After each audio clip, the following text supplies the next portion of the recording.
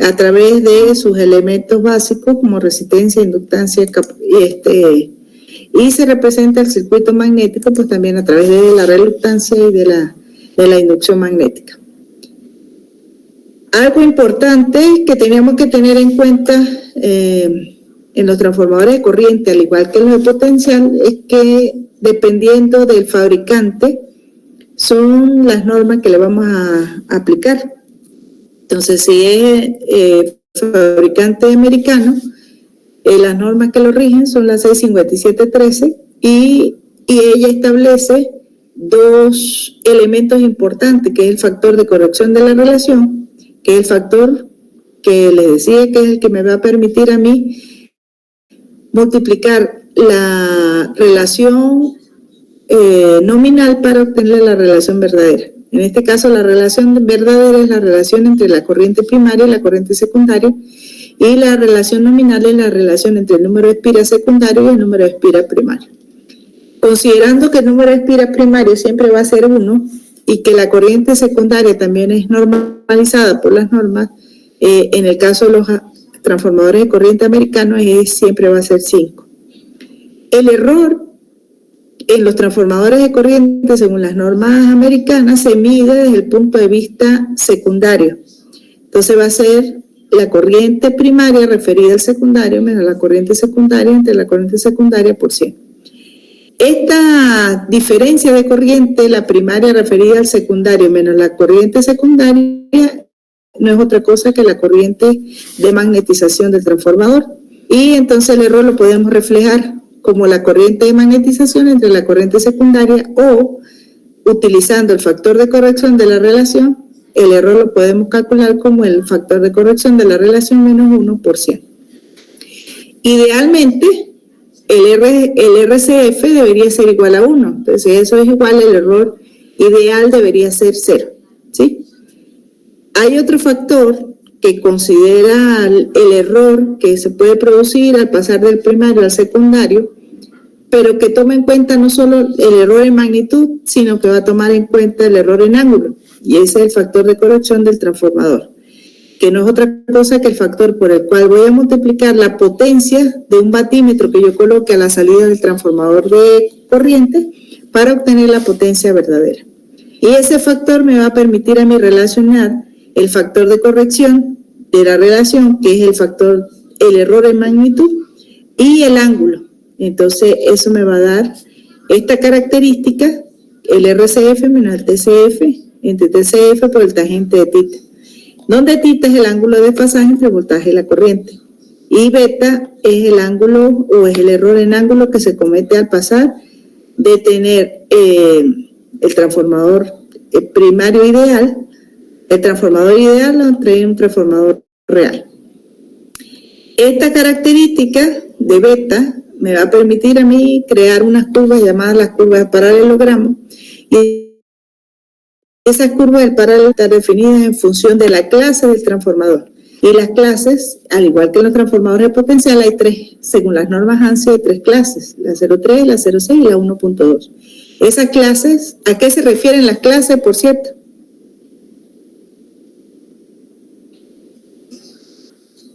¿Me están escuchando? Al porcentaje de error que tiene el transformador. El porcentaje de error que tiene el transformador. Ajá, entonces ese 0.3, ese 0.6 es 1.2, es más o menos 0.3% de error, más o menos 0.6% de error y más o menos 1.2% de error. Entonces eso me define los rangos mínimos y máximos de los factores de corrección de la relación y del factor de corrección del transformador, del TCF y del RCF. Entonces, en base a esta ecuación, esa ecuación se traduce al pasar de radianes a minutos, eso me va a dar 2600 RCF menos el TCF entre la tangente de θ, y es el θ máximo, es para un factor de potencia de 0,6, es de 53.1. ¿Sí? ¿Hasta ahí estábamos claros? Sí, profe. ¿Sí? Bien. Otra cosa, entonces con la curvas del paralelogramo me van a permitir a mí que, conocido el RCF y conocido el error en ángulo, podemos determinar cuál es la clase del transformador. Por ejemplo, si el RCF es 1.02 y el ángulo es menos 20, eso me va a dar un punto por aquí. Entonces ya voy a definir que la clase que voy a escoger para ese transformador de corriente es la clase 1.2, ¿sí? Otra cosa que es importante definir en los transformadores de corriente es la carga. Entonces la carga se refiere a la máxima potencia que va a tener el elemento o el equipo, en este caso equipo de medición, que se va a conectar al transformador de corriente. Y esas cargas vienen también establecidas por las normas como el B01, B02, B05, y se refiere a que van a tener una impedancia máxima de 0,1, 0,2, 0,5 ohm para un factor de potencia de 0,9. Entonces, ¿cómo especifico yo el transformador de corriente según las normas ANSI? Le especifico el error y la carga, ¿sí? Entonces, este es un transformador clase 03, carga B01, ¿ok? Según las normas inglesas o las normas IS, el error en este caso se va a medir desde el punto de vista primario. Entonces va a ser la corriente secundaria referida al primario menos la corriente primaria entre la corriente primaria por 100. Le decía que las normas IS establecen algo importante, que es que yo no puedo subcargar al transformador, sino que yo siempre lo tengo que cargar al límite para garantizar el error. Entonces, las clases que definen las normas IS es el 01, 02, 05 y 1, diferentes a las normas americanas, pero ellos establecen que ese error lo voy a garantizar siempre y cuando el transformador lo tenga cargado entre el 100 y el 120% de la carga nominal. Si yo lo tengo por debajo de su valor nominal, el error siempre pudiera tender a duplicarse. Por ejemplo, si yo lo tengo entre un 10 y un 20%, el error de la clase 01 sería a 0.25 y el de la clase 02 a 0.5, así sucesivamente, ¿sí? Entonces, las normas IS sí hacen hincapié en esa condición. Sin embargo, las normas americanas también debemos cumplir con esas mismas condiciones. Otra de las cosas importantes es que recuerden que para los transformadores de corriente americanos, la carga nominal o la corriente nominal secundaria es 5, y para los transformadores de corriente europeos o según las normas IS, la corriente nominal es de 1. Adicionalmente a las normas ANSI, las normas IS establecen dos clases adicionales para medición, que son el 3 y el 5, pero ellos van a tener un error de 3 y 5% siempre y cuando la carga esté entre el 50 y el 120% de la corriente nominal. ¿Ok? Bueno, esta es la forma la forma constructiva de los transformadores de corriente. Aquí en los transformadores de corriente es muy importante diferenciar cuando el transformador es para medición y cuando es para protección. ¿Por qué? Porque cuando es un equipo que alimenta a equipos de protección, me tienen que garantizar precisión, no solo a la hora de trabajar con valores nominales, sino que tiene que garantizarme precisión a la hora de trabajar en el momento de una falla. Y aquí, en el caso de los transformadores de corriente, pues están asociados a corriente. Recuerde que las corrientes de falla, por lo general, son elevadas. Entonces, como el núcleo es magnético, el transformador pudiera tender a saturarse. Y al tender a saturarse, si yo me recuerdo la curva de magnetización de un transformador, en el momento de la saturación, la variación de flujo se hace constante, por tanto, la tensión inducida tendería a ser 0. Y si la tensión inducida tendería a ser 0, entonces la medición que va a proporcionar o la reproducción de corriente que va a proporcionar ese transformador de corriente es errada. Entonces, por tanto, a la hora de seleccionar un transformador de protección, yo tengo que verificar que el transformador, ante una corriente de falla definida, el transformador no se sature. Entonces, para eso yo les decía que habían 3 métodos, principalmente utilizando la fórmula, utilizando las curvas de excitación o las curvas de magnetización y está utilizando los procedimientos establecidos por las normas. Para las fórmulas, pues partimos de que el flujo magnético es una onda senoidal. La tensión inducida es proporcional a la variación del flujo con respecto al tiempo y el número de espiras. Ese sería el valor instantáneo, y el valor eficaz, pues simplemente el número de espiras por 2pi por f entre raíz de 2 por el flujo máximo. Y teniendo en cuenta que el flujo es proporcional a la inducción magnética, entonces la ecuación establecida para la tensión inducida estaría dada por 4.44 ns, que es el número de espiras secundarios, por la frecuencia, por la inducción magnética o la densidad magnética del material y el área de la sección transversal del núcleo magnético. Si yo conozco todos estos valores, yo puedo conocer, partiendo de conocer la corriente de falla, puedo calcular la corriente en el secundario y con la corriente del secundario calcular la tensión inducida, y teniendo el número de espiras y la frecuencia y el área, puedo calcular la inducción magnética.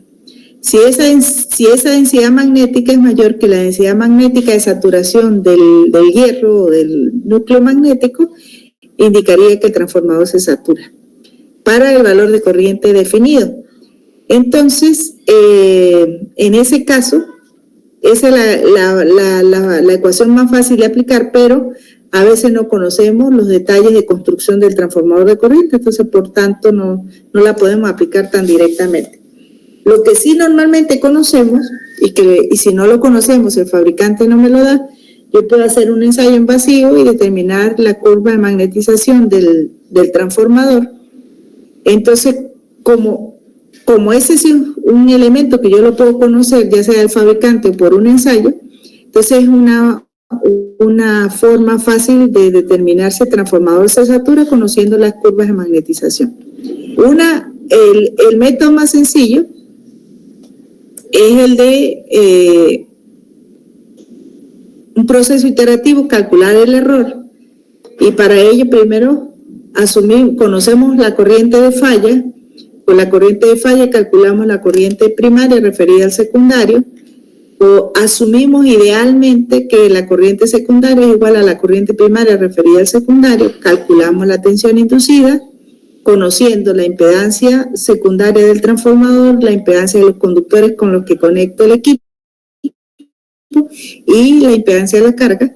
Me voy a la curva, determino la corriente de magnetización.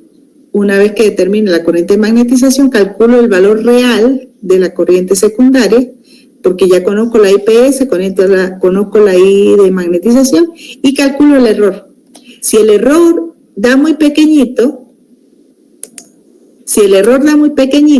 quiere decir que ya estoy entrando en esta curva de saturación. Si el error da muy grande, quiere decir que todavía estoy en la parte lineal. Entonces, ¿qué quiere decir? Que a partir de, cuando el error me da muy pequeñito, entonces menos del 5%, entonces ya puedo decir que a partir de esa corriente el transformador se empezó a saturar, ¿ok? El otro método es construir la corriente IS versus IP, la corriente secundaria versus la corriente primaria, y para eso se hace un procedimiento iterativo. Ese procedimiento iterativo se parte de calcular y asumir inicialmente cuál es la corriente secundaria.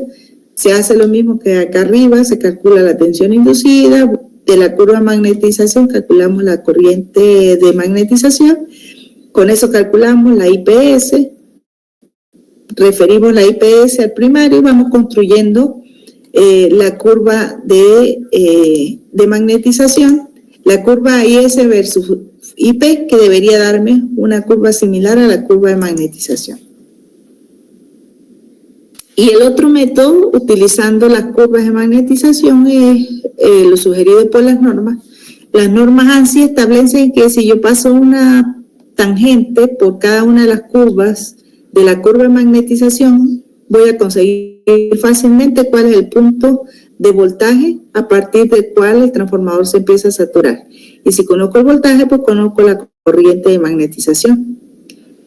Esa es una forma. La otra, la recomendada por las normas IS, es que si yo produzco en una curva, si yo produzco un incremento del 50% de la corriente y se produce solamente un 10% de variación de voltaje, quiere decir que a partir de ese valor de corriente el transformador se empieza a saturar. ¿Claro hasta aquí? Eso ya es repaso porque ya lo habíamos visto en la clase anterior teórica y también lo vimos allá en el laboratorio, ¿sí?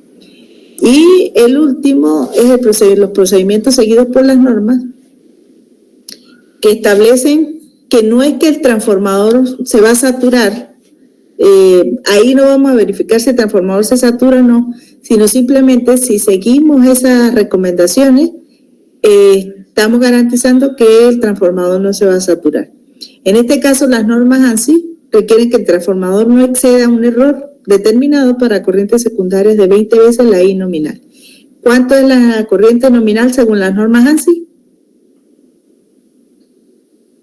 ¿Cuánto es? 1 amperio. No, las normas ANSI. 5, ¿no era, profe? Sí, 5. Entonces 20 veces 5 son 100, ¿verdad? 100 amperes, ¿sí? La U1 es para las normas IEC. Entonces, según las normas ANSI, las clases de los transformadores van a ser una clase C o T, que dependiendo de la reactancia de dispersión que tenga el transformador. La clase C se refiere a que tienen un transformador de baja reactancia de dispersión y se pueden utilizar directamente las curvas de magnetización. Si es un transformador en el que la reactancia de dispersión no es despreciable, es un valor variable, entonces hay que hacer pruebas y por eso es la T de test. Las normas ANSI establecen las clases en función del voltaje normalizado. Y ese voltaje normalizado es garantizando 20 veces la I nominal. Entonces, para unos valores de carga determinados. Entonces, los valores de carga determinados son B1, B2, B4, B8. El 1, 2, 4 y 8 se refiere a unas impedancias máximas de 1, 2, 4, 8 ohm. Y eso va a garantizar unos voltamperios. Aquí sería 5 por 5, 25 por 1. Da 25 voltamperios, 5 por 5, 25 por 2, 50 y así sucesivamente. Y los voltajes normalizados serían 5 veces la corriente nominal, 20 veces la corriente nominal sería 20 por 5, 100, por 1, 100 voltios, por 2, 200, por 4, 400 y por 8, 800. Para un factor de potencia fijo en atraso normalmente de 0,5. Entonces, ¿cómo clasifico el transformador? El transformador lo voy a clasificar como C100. Entonces ya, si yo digo que es un transformador C100, ya sé que es un transformador de una reluctancia despreciable y que tiene una carga máxima de 1 ohm y que va a tener unos voltamperios de carga máximo de 25 voltamperios. ¿Claro? Entonces los transformadores según las normas ANSI los voy a clasificar en función de que no, el error lo voy a garantizar para 20 veces la corriente nominal. Entonces, las normas dan también unas curvas de exactitud de los transformadores de corriente y eso me van a dar los voltamperios terminales secundarios en función de la carga nominal secundaria. Entonces, dependiendo de dónde caiga el valor de la carga que yo le tengo conectada, entonces de una vez clasifico el transformador si es un C200, C400, un C800. Y si yo tengo valores múltiplos de la corriente nominal y tengo múltiplos de la corriente secundaria nominal, pues yo también puedo definir qué tipo de carga voy a tener siguiendo las curvas establecidas por las normas. Según las normas IS, el transformador de corriente para protección se clasifica en función de un error. Y ese error también, la clase va a estar definida con una letra P. Esas clases de 5 y 10 están definidas en un error de la corriente primaria de 1 y de 3, donde el error lo calculo como la corriente secundaria referida al primario más la corriente primaria entre la corriente primaria. Pero este error en la clase se refiere a un error compuesto. Y ese error compuesto es el valor instantáneo de el error de la diferencia de corriente, de los valores instantáneos de las corrientes primarias referidas al secundario menos la corriente primaria referida al secundario. Y definen también las normas IS un factor llamado factor límite de precisión. Y ese factor límite de precisión me relaciona la corriente de falla entre la corriente nominal primaria del transformador. Recuerden que en los transformadores de corriente de las normas IS, la corriente nominal secundaria es 1 y la corriente nominal primaria pues la voy a definir en función de la corriente nominal que circule por el circuito. Entonces, si yo tengo la corriente de falla, divido la corriente de falla entre la corriente nominal primaria y eso me va a dar ese llamado factor límite de precisión. Entonces, a la hora de exponer o clasificar el transformador, yo le voy a colocar la carga, la carga secundaria que los valores normalizados son estos, 2.5, 5, 7.5, 10, 15 y 30.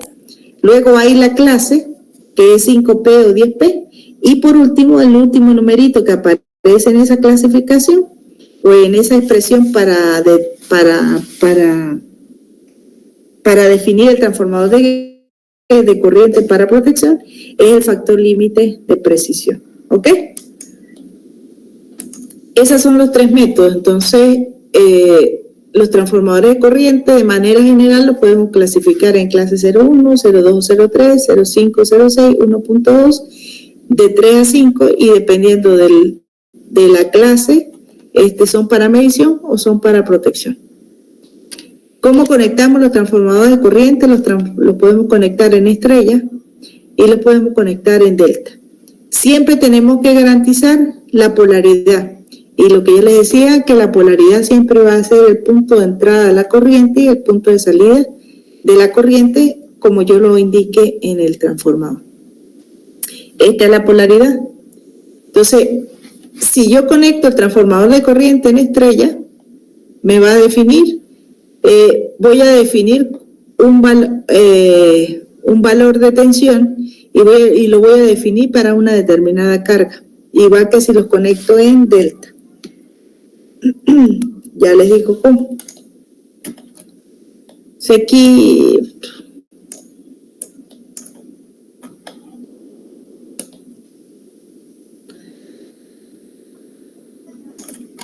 ¿cómo defino yo la carga secundaria de los transformadores corrientes conectados en estrella? Entonces, ¿qué es lo que yo necesito hacer? Yo voy a determinar cuál es la tensión inducida en el punto de salida del transformador. ¿Sí? En la tensión, el BS aquí, que es el con el que voy a alimentar la carga. Entonces, voy a hacer un recorrido. Si yo tengo el transformador de corriente conectado en estrella, esta sería la forma. Tengo un relé en cada una de las fases y tengo un relé del neutro. ¿Sí? Estos son relés. Entonces, voy a calcular la tensión inducida aquí. Pues hago el recorrido. La tensión inducida sería, BS sería ZC por IA más ZR por IA. Sigo el recorrido para cerrar el circuito. ZRN, que sería el relé neutro, por IN, más ZC por IN. Entonces ahí cierro el circuito. Entonces voy a analizar. Voy a analizar ese circuito. Esa malla que acabo de hacer para las diferentes fallas, la falla monofásica, la falla bifásica y la falla trifásica. Para la falla monofásica, ¿qué voy a tener? Que la corriente de falla es igual a la corriente de neutro, ¿verdad? Y N igual a I neutro igual a la I de falla. Si es una falla monofásica, la corriente IB y la corriente IC son 0. Entonces, el voltaje en el extremo del transformador va a estar dado por la corriente de falla IA por ZC más ZR más ZRN más ZC. ¿A qué es igual la impedancia vista por el transformador? Sería igual al voltaje inducido entre la corriente de falla. Entonces la impedancia vista por ese transformador de corriente va a ser 2 veces ZC más ZR más ZRN. ¿Sí? Ese para la falla monofásica. Ahora vamos a analizar qué pasa con una falla trifásica. Si la falla trifásica, la corriente IA más IB más IC es igual a la corriente de neutro igual a 0. ¿Sí? Entonces, la misma ecuación que yo tenía ahí arriba del voltaje inducido en el extremo del transformador, lo voy a tener como el BS sería IA por ZC, que sería la Z del conductor más la ZR más IN que multiplica ZRN más ZC. Pero en este caso IN va a ser 0. Entonces, ¿cuánto me va a quedar la impedancia? BS entre IA que es ZC más ZR. ¿Para cuál transformador para cuál carga van a definir ustedes el transformador? ¿Para la falla trifásica o para la falla monofásica? ¿Cuál es la impedancia más grande? Trifásica. No. Monofásica. La monofásica. ¿Sí? La impedancia para la falla monofásica pero la corriente sí sería al revés, ¿no, profe? Claro, pero como yo tengo que definir a la hora de seleccionar el transformador de corriente, yo tengo que especificarle una carga, entonces yo tengo que, la carga la voy a especificar para la que me dé más grande, para que si cumple para esa carga grande, para cualquier carga pequeña, debería cumplir también, ¿sí? Entonces, por eso es que hago el análisis de las tres fallas, la monofásica, la bifásica y la trifásica, y en función de cuál de la impedancia me dé más grande, en base a eso yo voy a escoger el transformador de corriente. ¿Sí? ¿Me explico? Sí, profe. ¿Sí o no? O sea, es más grande la impedancia porque es menor la cantidad de corriente. Claro, la corriente monofásica es la corriente más pequeña, ¿sí? Pero entonces hago el análisis, ¿sí? Hago el análisis para la falla monofásica, para la falla trifásica y para la falla bifásica. Resulta que para la falla bifásica, pues la impedancia me da igual que para la falla trifásica, ZC más ZR. Entonces, en función de eso, pues yo voy a clasificar o voy a seleccionar el transformador o voy a definir la carga del transformador en función de la falla monofásica. ¿Claro? ¿Sí o no? Sí, profe. ¿Sí? Vale. Ese es para cuando el transformador de corriente está conectado en estrella. Que yo les he dicho, los transformadores de corriente no vienen trifásicos, sino vienen siempre monofásicos. Y yo los conecto dependiendo de dónde vaya a hacer su aplicación, los conecto como me convenga. ¿Sí? Si los transformadores de corriente están conectados en triángulo, va a depender de dos cosas. La carga que va a haber el transformador de corriente va a depender de dos cosas. Si yo el triángulo lo hago en el patio de la subestación o la conexión en triángulo la hago en el cuarto de control. Hay una diferencia porque va a haber los cables, la impedancia de los cables va a ser diferente. Entonces, si yo asumo, recuerde que los transformadores de corriente están conectados en el patio. Si yo la delta la conecto en el patio, este sería el esquema. Entonces tengo que hacer un análisis generalizado para los diferentes tipos de falla también. Entonces vamos a hacer el análisis circuital. Si yo tengo esta conexión, que es como que si estuviera en el patio de la subestación, el voltaje inducido sería igual a ¿qué? A la corriente que va por aquí, que la corriente que va por aquí es IA menos IB, que multiplica a la Z del conductor, más la Z del relé. Y yo tengo que cerrar ese circuito, entonces sigo por aquí, y por aquí me vengo con la corriente que es menos IC menos IA, que multiplica ZC por ZR, y ahí cierro el circuito. Entonces la ecuación generalizada quedaría como el BS igual a IA menos IB por ZC más ZR menos IC menos IA por ZC más ZR. Acomodo términos y eso me queda que el BS es igual a ZC más ZR por 2 veces IA menos IB menos IC. Entonces, en esta ecuación generalizada hago el análisis para las diferentes fallas. Para la falla monofásica, IA es igual a la I de falla y B es igual a IC igual a 0, ¿verdad? Sustituyo esos valores aquí y me queda que la Z que vería esa conexión del transformador de corrientes en delta, hecha la delta en el patio, sería BS, Z igual a BS entre IA, que sería 2 veces ZC más ZR, ¿sí? Porque este es 0 y este es 0. Ahora vamos para el análisis de la falla bifásica.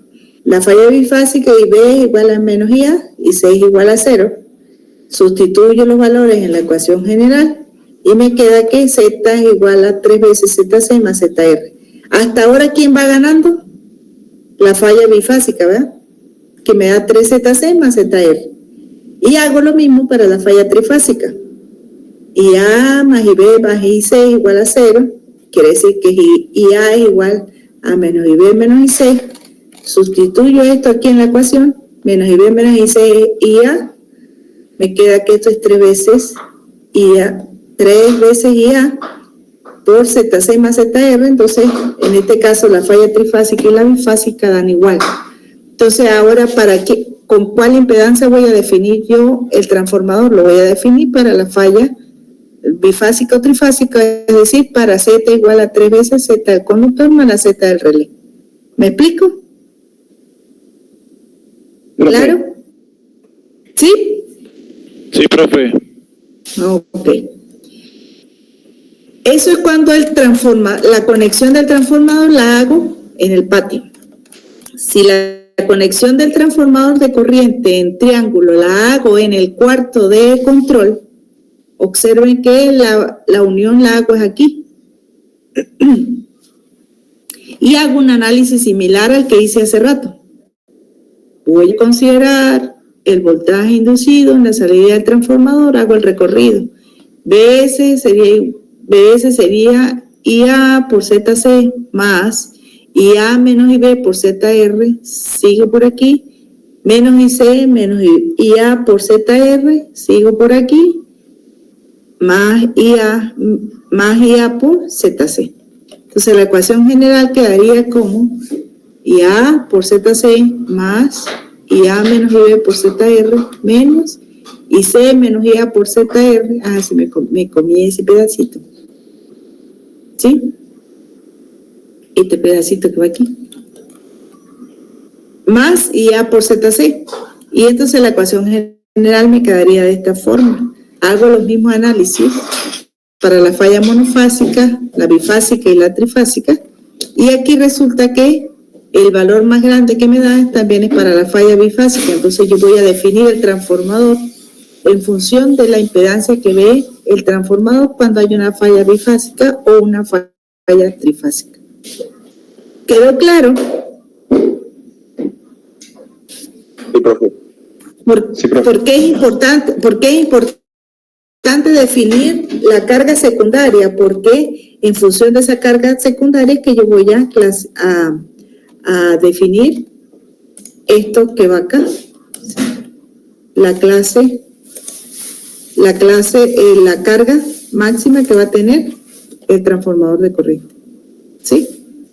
Entonces, dependiendo de la conexión que yo tenga, que si es delta, estrella, es la impedancia que él va a ver y en función de qué tipo de falla, pues es que yo voy a clasificar el transformador. Entonces, ¿cómo especifico un transformador de corriente completo? Tengo que definirle la corriente primaria y la corriente secundaria. La corriente primaria va a ser en función de la corriente nominal que esté circulando por el circuito. La corriente secundaria va a ser en función de qué tipo de fabricante es el relé. Si es americano, la corriente secundaria normalizada es 5. Si es europeo, la corriente normalizada es 1. Las corrientes primarias tienen valores ya definidos con múltiplos y submúltiplos. Entonces, son valores nominales que van de 100, 200, 300, 400 hasta 4000 amperes. Con múltiplos y submúltiplos quiere decir que puedo tener un transformador de 10, de 20, de 30, etc. ¿Sí? La corriente secundaria, ya les decía, 5 o 1, dependiendo del fabricante. Las cargas secundarias, pues van a depender si son las ANSI, son la B01, 02, 05, y si son las normas IEC, es de 2.5 hasta 60 volamperes. Es muy importante definir el límite térmico del transformador de corriente, y el límite térmico se refiere a la corriente que puede soportar el transformador sin que se recaliente y considerando un 20% sobre el valor nominal de la corriente. Entonces, el valor máximo de sobrecarga que yo puedo someter el transformador de corriente sin que se excedan los límites de temperatura establecidos. Y en el caso de las normas europeas, el límite de las normas permite una densidad de 2 amperes por milímetro cuadrado de manera continua. Otro elemento importante es el límite de cortocircuito, y es la corriente de cortocircuito máxima que puede soportar el transformador durante 1 segundo y 5 segundos. La relación de transformación real, la relación de transformación nominal. La real, recuerde que es la relación de corrientes, y la nominal es la relación de número de espiras. El error de la corriente, las normas ANSI establecen el error desde el punto de vista secundario, y las normas IEC establecen el error desde el punto de vista primario. El error de fases se establece como un error que vale solamente para cuando tengo valores corrientes senoidales. La potencia nominal son el valor máximo de potencia establecido para la carga, 2.5 hasta 60 volamperes. La frecuencia nominal, la clase que si es de precisión, si es de medición o para protección. Hay otro elemento importante que son las resistencias a los esfuerzos térmicos y dinámicos, y eso se establecen en función de la intensidad límite térmica y en la intensidad límite dinámico. Ya vamos a ver qué son eso. La corriente límite térmico, según las normas ANSI, es el valor de eficaz de la corriente primaria en el transformador, que el transformador puede soportar durante 1 segundo con el secundario en cortocircuito, sin exceder una temperatura de 250 grados para los transformadores con elevación de temperatura de 55 grados y de 350 grados para cuando los transformadores de corriente pueden tener una elevación de temperatura de hasta 80 grados. ¿Sí? Y las normas IEC establecen que la corriente del límite térmico es el mayor valor eficaz de la corriente primaria que el transformador puede soportar por efecto Joule o efecto de calentamiento durante un tiempo normalizado sin sufrir deterioro y considerando que el secundario está en cortocircuito. Esa corriente está dada en kiloamperes y los valores de tiempo normalizado son de 0,5, 1, 2 y 3 segundos.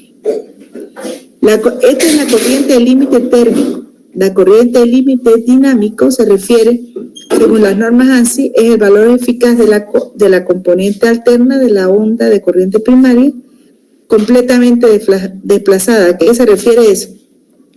Recuerden que la corriente de falla es un valor que se va a ir, que es la suma de la corriente del pico de corriente acompañado de la componente continua. Entonces por eso tiende a ser el pico más alto al comienzo de la falla y se va amortiguando, ¿verdad? Por aquí en alguna parte hay una forma. Sí, la corriente de falla se va a ir amortiguando poco a poco. Entonces, la corriente completamente desplazada es que toda esta onda está totalmente desplazada del origen. Entonces, a eso se refiere la corriente dinámica, el valor eficaz de la componente alterna de la onda corriente primaria completamente desplazada. Sí, y sin sufrir daños, que produzca un daño dinámico, un daño mecánico al transformador de corriente, que lo vaya a reventar o lo vaya a deformar mecánicamente.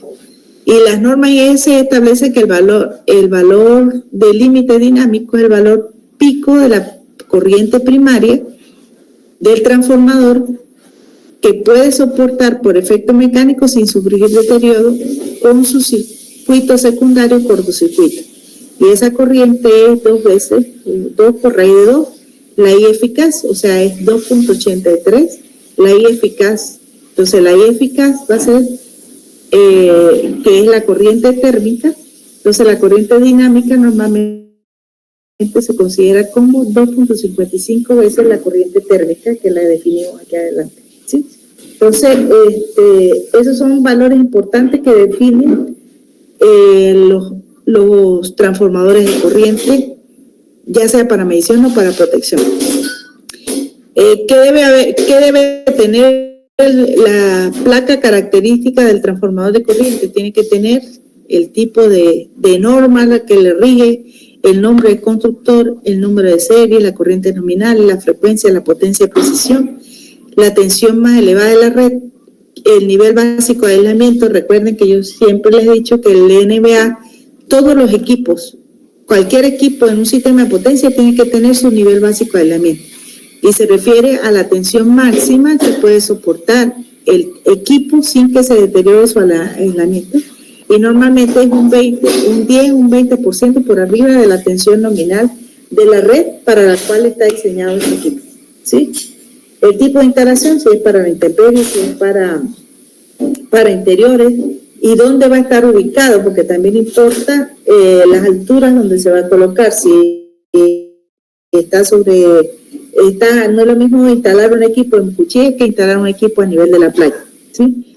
La tensión primaria y secundaria, el nivel de aislamiento, número de secundarios, que si tiene uno solo para medición, o si tiene dos secundarios, uno para medición y uno para protección. Entonces, yo puedo tener transformadores con bornes primarios así, un solo borne primario o con dos bornes secundarios, ¿sí? Entonces, estas son las diferentes formas en que pudiéramos conseguir los transformadores de corriente. Esos serían los transformadores de corriente de los que les estoy hablando. Son los transformadores de corriente convencionales, que son los que tienen el núcleo hecho con un núcleo de hierro, tienen sus bobinas arrolladas en el primario y secundario. En el caso de los transformadores de corriente, el primario es el elemento al que le voy a medir la corriente, pero también se pueden construir transformadores de corriente especiales, en lo que no solamente, que el primario no es uno, el número de espiras del primario no es uno, sino que puede tener N espiras en el primario, N espiras en el secundario, como un transformador normal, pero esos son transformadores particulares que se tienen que fabricar en función de la necesidad, ¿sí? Entonces, hay los transformadores de corriente especiales que pueden tener diferentes números de espiras en el primario y diferentes números de espiras en el secundario. Dado que en los transformadores de corriente convencionales con núcleo magnético tienen el problema de que para corrientes muy elevadas pueden tender a saturarse, y dado que en los últimos años pues el incremento o las mejoras tecnológicas que han tenido los equipos, y considerando que la mayoría de los equipos de medición y de protección son digitales, pues también la parte de la transformación ha sufrido algunos estudios y se han creado elementos que no necesariamente tengan que tener núcleos magnéticos. Entonces, basados en la teoría de Faraday por allá, en el que un rayo de luz, al estar en presencia de un campo magnético, podía sufrir una determinada distorsión, y aprovechando el avenimiento y el auge que ha tenido la fibra óptica, entonces se construyeron los llamados transformadores de corriente no convencionales, y entre ellos uno de los que destaca es el transformador de corriente óptico. Entonces, el transformador óptico es un elemento que utiliza el llamado efecto Faraday. Ya vamos a ver qué es. Hay los transformadores convencionales, transformadores con núcleo magnético, pero que tienen una salida óptica. Y hay unos transformadores que simplemente se utilizan se utilizan bobinas enrolladas llamadas anillos de Rogowski. Entonces, partiendo de esas consideraciones, pues hay tres transformadores de corriente no convencionales que se pueden utilizar. ¿Cómo funciona? El equipo, si usted lo ve en el patio de la subestación, pues lo van a ver similar a los transformadores de corriente convencionales. Van a tener su cabezote que van a arropar al conductor primario, van a tener su elemento aislador, y lo que va a salir por aquí del transformador de corriente no convencional o óptico, lo que va a salir es fibra óptica que va a ir hasta el cuarto de control. Aquí en el cuarto de control pues van a tener interfaces utilizando procesamiento digital de señales, utilizando electrónica, y ahí se conectan a los equipos de medición o de protección. Entonces se tiene la barra de alto voltaje, se tiene los transformadores de instrumentos, se tiene un enlace óptico a través de fibra óptica, se tiene una interfaz electrónica que va a tener un sistema de comunicación más un convertidores óptico-eléctricos, y finalmente tienen una salida en bajo voltaje, en baja tensión, que va a alimentar los equipos de medición. ¿Sí? El primer sensor óptico que se creó pues fue simplemente utilizando sensores magneto-ópticos que se alimentan con fibra óptica y se ponían en la cercanía de un conductor por el cual estaba circulando corriente. Entonces se observaba que la luz que se inyectaba a través de la fibra óptica que pasaba por este elemento sensor óptico, en presencia de un campo magnético, esta señal de luz se veía distorsionada. Luego se fueron creando otros elementos, se puso un núcleo magnético abierto y el sensor óptico se puso en el medio de ese núcleo magnético, pero seguimos basados en el mismo principio, utilizando fibra óptica. Entonces, se inyectaba, por aquí circula la corriente, crea un campo magnético y el elemento sensor óptico va a sensar la corriente, y aquí a la salida voy a tener un voltaje proporcional a esa variación de corriente, y eso me daría, ese voltaje estaría en función de la variación del ángulo de distorsión de la corriente. Entonces, ¿cómo funciona el efecto Faraday? Consiste en la rotación de plano de polarización de la luz por acción de un campo magnético.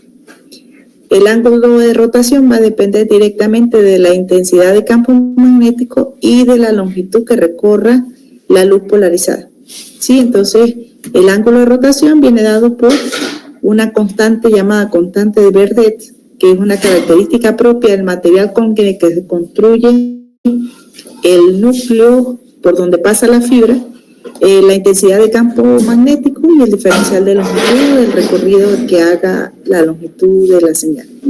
Entonces, ¿qué es lo que tengo? Normalmente este es un cristal y sobre ese cristal se pasa la fibra óptica. Entonces, aquí tenemos la luz incidente, que es una onda que la podemos obtener, por ejemplo, de un LED. Pasa a través de fibra óptica. Aquí este conductor o este cristal va a estar sometido al efecto de un campo magnético. Entonces hay un plano de rotación de la polarización y sale la luz que yo inyecté como luz patrón, sale distorsionada. Entonces la medición de ese ángulo de distorsión la transforma en esa distorsión del ángulo, se pudiera interpretar como una variación de voltaje y se pudiera interpretar como y el voltaje proporcional a la corriente. Entonces hay una variación de la corriente de entrada. Entonces tengo la fuente de luz, tengo la fibra óptica del enlace, tengo un elemento polarizador en el que entra el rayo de luz dirigido en todas las direcciones. Pasa, aquí esto es un sensor de vidrio, y dentro del sensor de vidrio pues pasa se tiene como un par polarizador, eso pasa, se tiene otro espejo aquí a la salida, otro vidrio aquí a la salida donde se tiene la señal polarizada, eso pasa a través de fibra óptica y aquí voy a obtener la misma señal de luz pero distorsionada. Entonces esta salida de la intensidad de luz va a estar modulada y va a ser proporcional a la señal de luz de entrada pero en valor más pequeño. Esta es otra forma de cómo se construye. Tengo el diodo láser o el LED que pasa por el elemento polarizador, que es fibra óptica. Esa fibra óptica se arrolla dentro del vidrio. Internamente esto va a arropar al conductor al que le voy a medir la corriente. Ese conductor por el que circula la corriente va a crear un campo magnético, entonces va a producir una distorsión en la luz que yo le estoy inyectando aquí. Entonces aquí salgo a un analizador, también salgo igual con fibra óptica, pasa por un elemento procesador de señal y aquí va a tener la salida, que es la que va a alimentar al relé o al equipo de medición que esté conectando el transformador. Entonces, ¿cómo funciona? Pues la fuente de luz pasa por un sistema de transmisión óptico, tenemos el elemento sensor óptico, pasa por el sistema de recepción óptica y pasa a un elemento procesador de señal. La forma, si ven la forma física del transformador de corriente, es similar a un transformador de corriente normal, solo que aquí no hay un núcleo magnético, sino hay un núcleo de vidrio, ¿sí?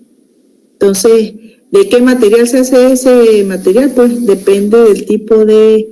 No todos los vidrios van a servir para eso. Entonces, uno de los que más se utiliza es un vidrio llamado film, que es un captador que se denomina captador extrínseco. Claro, más o menos. Entonces, este tipo de transformadores a nivel de Latinoamérica, lo que yo les comentaba la vez pasada es que normalmente, donde creo que los han implementado es en Chile y en Brasil. El resto de Latinoamérica no, porque por supuesto son equipos mucho más costosos que un equipo convencional. Donde sí han tenido mayor aplicación es a nivel de Canadá y Alemania, que es donde los fabrican. Otro tipo de, aprovechando la misma tecnología de la fibra óptica, otro de los equipos convencionales que utilizan fibra óptica es utilizar un transformador de corriente convencional, pero con salida óptica. Entonces se tiene el conductor primario, se tiene el transformador de corriente convencional con N número de espiras, pero a la salida de las espiras se coloca la carga y se coloca un conversor electro-óptico y a través de fibra óptica es que voy a alimentar a los equipos de medición o de protección. Entonces, el transformador consiste en la utilización del transformador de corriente tradicional al que se le añade una salida óptica que sustituye las salidas por cable, de tal forma que mantiene las ventajas tanto de la tecnología convencional como de las tecnologías ópticas. Se emplea una electrónica que produce una salida óptica digital compuesta básicamente por un circuito CMOS de baja potencia y un diodo óptico. El diodo óptico realiza dos funciones. Por una, transmite los pulsos luminosos en lo que se codifica la medida efectuada y por otro, actúa como receptor de energía luminosa. Y está colocado en la parte de la baja tensión. Entonces, como están los cositos allá en el plato de la subestación, tiene aquí el sensor óptico, tiene el aislador de alta tensión, la base, y a través de fibra óptica llegan a un equipo en el cuarto de control que tiene procesamiento de señales, electrónica óptica y sale un medidor óptico o un relé de protección, dependiendo del equipo que esté alimentando. Están otros equipos que se llaman transformadores que utilizan anillo Rogowski. Ese anillo Rogowski es un arrollamiento helicoidal flexible. Su funcionamiento es equivalente al de un transformador convencional, pero con núcleo no magnético. Normalmente el núcleo es el aire. Su sensibilidad de inducción magnética es por tanto mucho menor que la de un núcleo magnético y su densidad de corriente está dada por la sensibilidad del anillo por el diferencial de corriente en función del tiempo. Entonces se tiene el anillo cuyo está enrollado como en forma de toroide igual, pero internamente no tiene no tiene un núcleo magnético como tal, sino es el mismo, puede ser un alambre, y sale a un conversor electro-óptico y sale igual a conductores, a una fibra óptica. Entonces, ¿cómo funciona? Este núcleo pudiera ser de madera, puede ser aire, puede ser otro elemento, en el que se arrolla el número de espiras, pero aquí tienen una electrónica en la que me va a permitir a mí convertir la corriente, la variación de corriente, en voltaje. Este tipo de equipo, pues la desventaja que tiene que siempre sale con la señal siempre va a salir un poco distorsionada y no es tan preciso como se quisiera.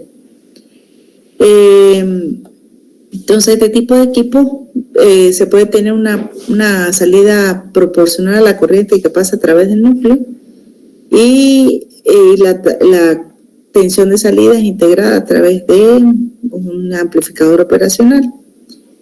Pero, como les digo, siempre tienden a tener un valor de corriente medio distorsionado. Este sería un transformador no convencional que tiene aquí su núcleo no magnético, pasa por el elemento, la caja de conducción, pasa por la fibra óptica y al final se tiene un interfaz óptico que me va a tener una salida proporcional a la corriente que está pasando en el primario. ¿Cómo se construiría el equipo? Aquí tiene el sensor electro-óptico, que normalmente es de vidrio. El conductor primario. Aquí a través de fibra óptica se saca y se va a la caja aquí internamente como aislante tienen líquidos o gases y pues la columna de aislamiento similar a la de un transformador de corriente convencional. Estos son transformadores ópticos, transformadores de corriente óptico, y este es implementado en una subestación por allá en Canadá. Entonces, esos son los equipos normalmente que se... Allá me voy yo a trabajar, profe. Para Canadá. Dicen que por ahí hay muchas posibilidades de trabajo. De camionero. ¿Y por qué de camionero? Puede ir a trabajar como ingeniero también. No sé mucho. Sabe que no tiene cultura en eso. ¿No? ¿Pero a quién habla? Hay los transformadores combinados. Hay los transformadores de corriente combinados y de tensión. Entonces esos transformadores de corriente están en un mismo equipo, están del transformador de corriente óptico y el transformador de tensión óptico. Entonces esto se le llama, aquí arriba tienen el transformador de corriente óptico y aquí abajo tienen el transformador de voltaje óptico. Entonces en un mismo equipo ustedes lo pueden ver en el patio de la subestación. Arriba tienen el transformador de corriente y abajo tienen el transformador de potencial.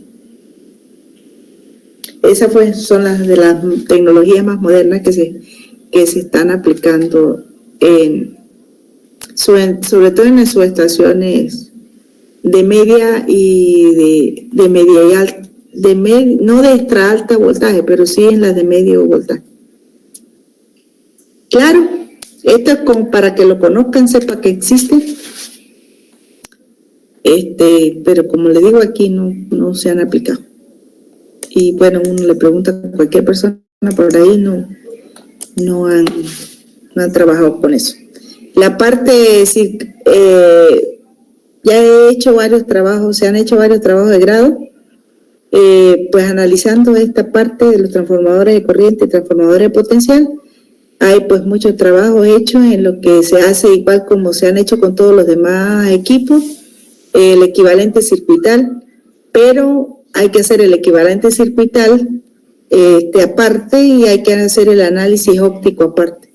El año pasado una chica hizo el trabajo de la parte óptica, pues analizando con los elementos ópticos. Ella ella hizo unas materias en la Universidad Autónoma de Colombia. Tuvo la oportunidad de trabajar en un laboratorio de óptica allá. Entonces, cuando yo le presenté la idea, pues a ella le gustó. Se buscó un cotutor allá en la Universidad de Colombia, hizo el trabajo y bueno, el trabajo se publicó en revista, y ella ahorita pues está haciendo su maestría en España, ganó una beca para hacer una maestría en España y está trabajando precisamente con la parte óptica.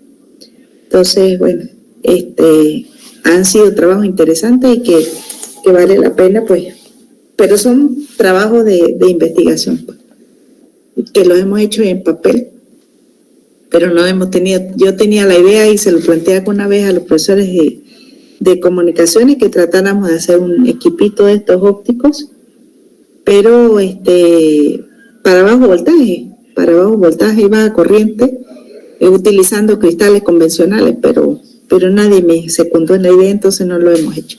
Pero la idea sería construir un equipito y demostrar de que si se cumple la teoría de que a través de un cristal adecuado y de la fibra óptica adecuada, pues se pueda transformar corriente y conseguir proporcionalidad de corriente primaria a secundaria. ¿Ok? Claro, hasta aquí. Entonces, esto es todo lo correspondiente. Con eso terminamos el capítulo 3.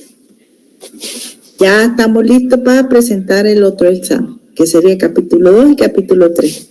Que cuando dijimos que eso es el 3, ¿no, profe? Antes de la promo, como a las 5 de la tarde, 6.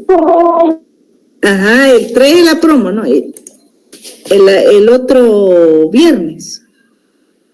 Entonces, Estamos rascados, profe.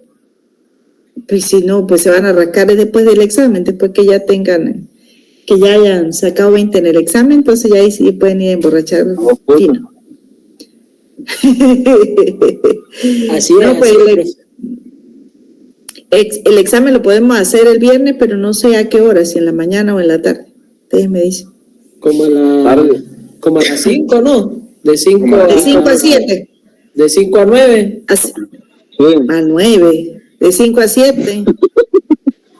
Que ahora ya no están quitando a las 5 muy temprano para mí, porque yo trabajo hasta las 6. Ah, sí, Gabriel trabaja. A las 6:30, ¿no? Puede ser. No, de 7 a 9 puede ser. De 7 a 9. Bueno, puede estar disponible desde las 6 hasta las 9, pues. Para que todos tengan oportunidad. Sí mismo es, profe. Es que José Francisco tiene que ir a arreglar las lámparas que le faltaron allá para los palitos. ¿Por qué? ¿Por qué? Profe, pues pregúntele a Luis Toro. ¿Qué hicieron? No, yo no sé. Goyo, pregúntele a Goyo. No, sí, claro. José Francisco arreglando las lámparas para los palitos. Entonces el viernes, si Dios quiere, arrancamos con el capítulo 7, en la parte que me corresponde a mí, y el sábado vamos a hacer las prácticas demostrativas de los relés que nos faltan.